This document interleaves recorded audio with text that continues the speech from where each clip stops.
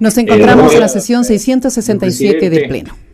Colegas legisladores, en primer lugar, permítanme expresar de que lamentablemente no es la primera vez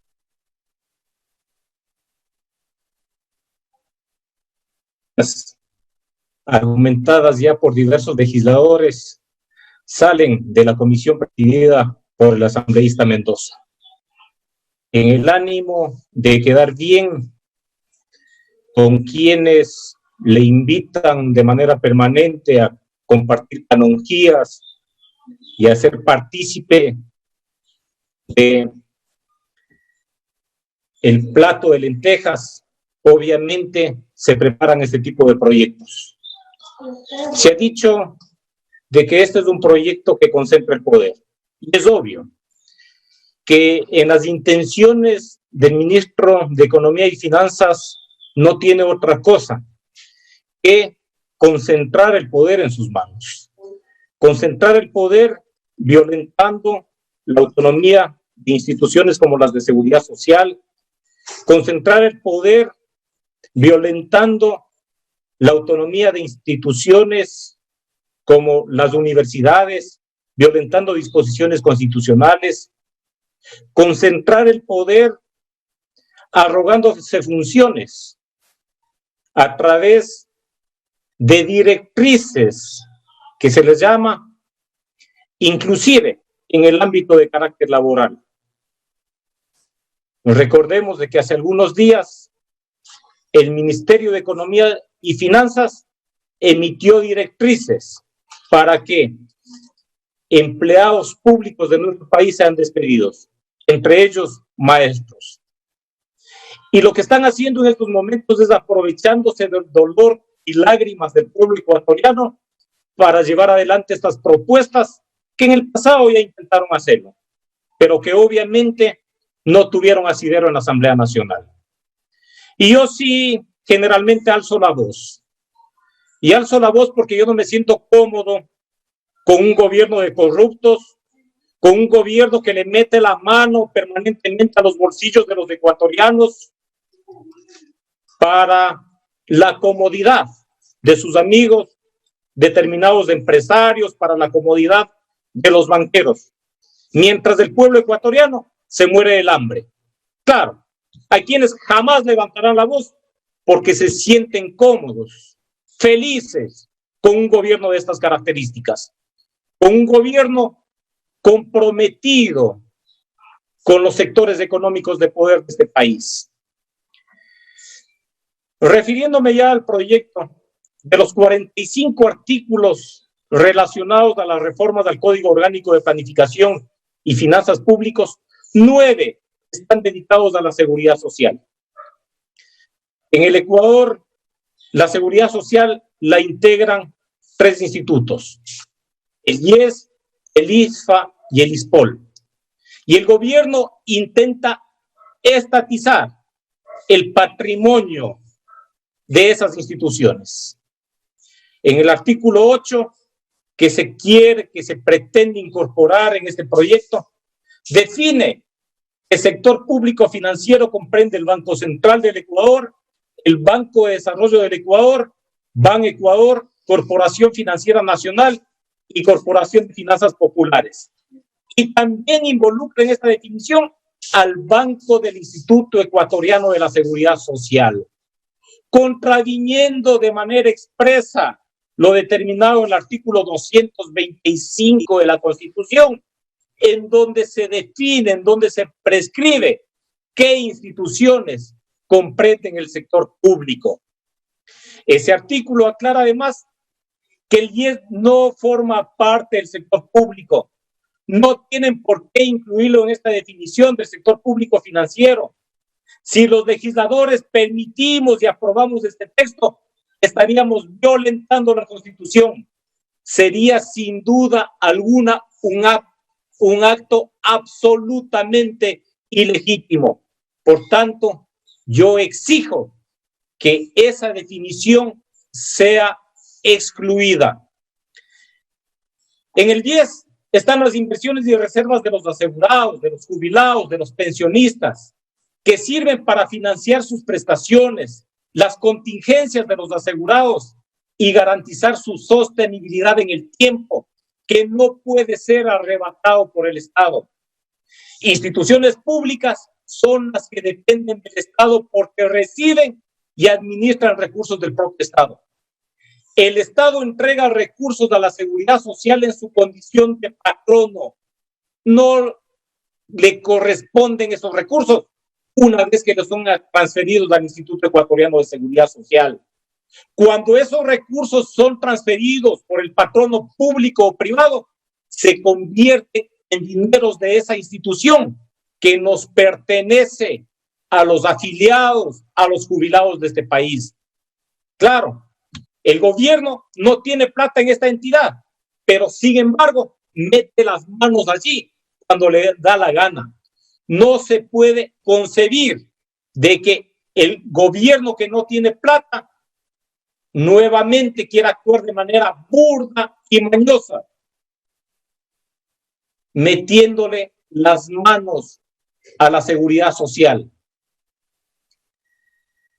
El morenismo no hace otra cosa que cumplir las aspiraciones de la banca privada, que pidió que el gobierno regula el BIES porque no pueden competir con una institución financiera de carácter solidario.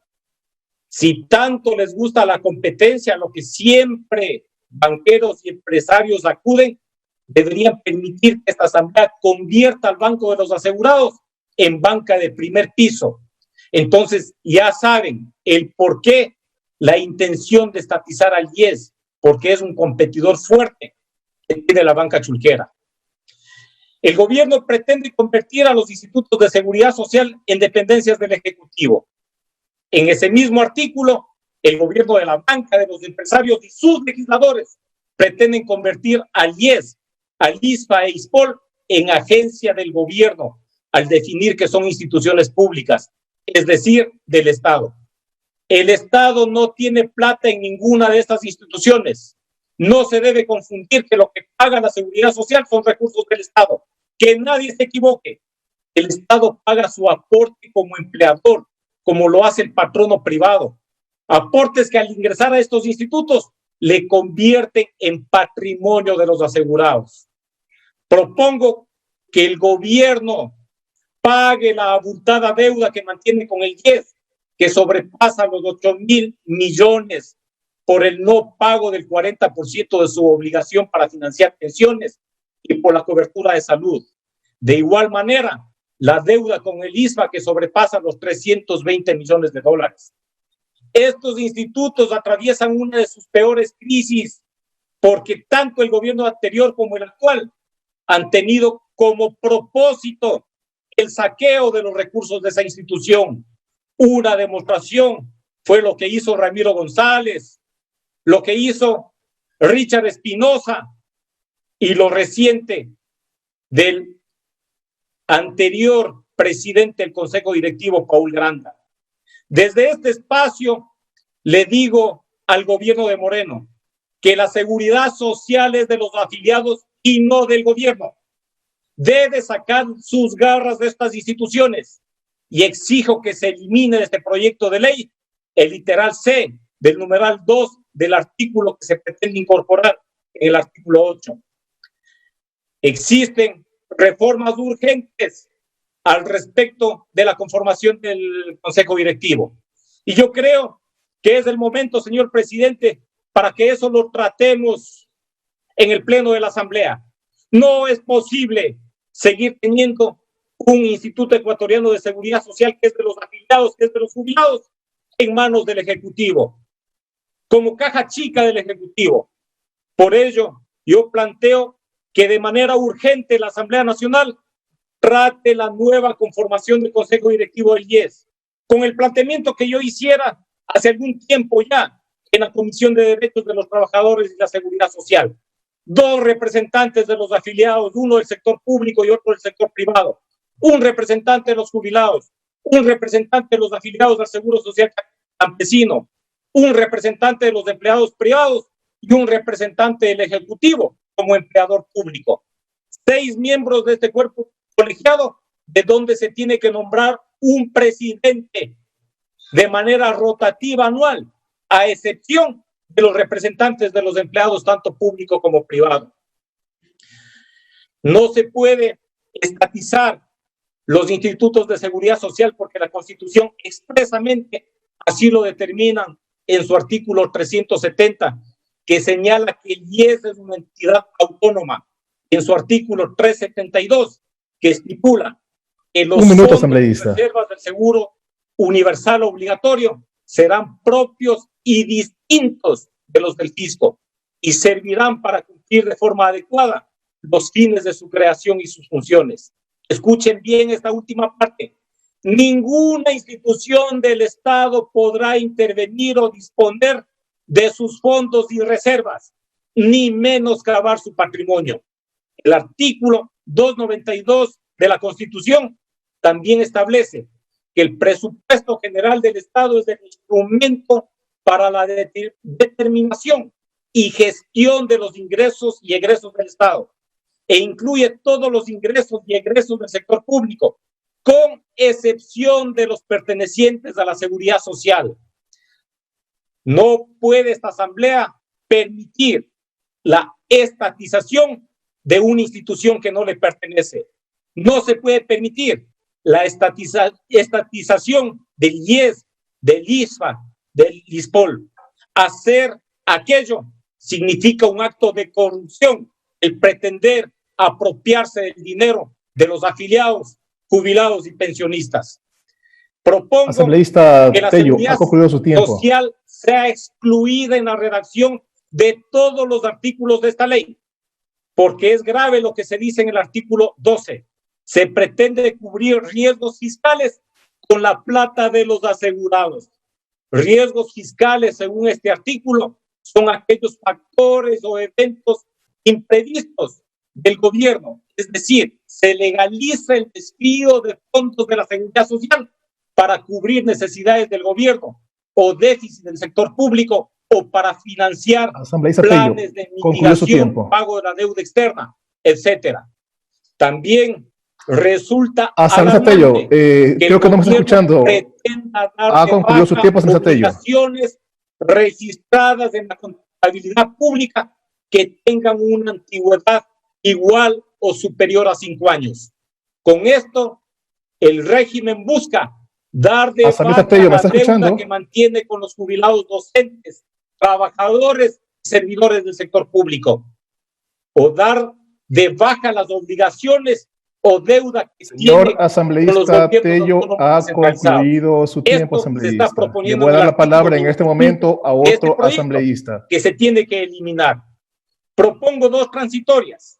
Que en el plazo Tello, ¿me está escuchando? máximo de 15 días promulgar esta ley en el registro oficial, el gobierno. Por favor, a tecnología le pido silenciar el micrófono de la asambleísta Tello, por favor. Para cancelar el... Acabó su intervención, asambleísta Tello. Muchas gracias. Tiene la palabra el asambleísta Alberto Zambrano. Una vez que ha concluido el tiempo de participación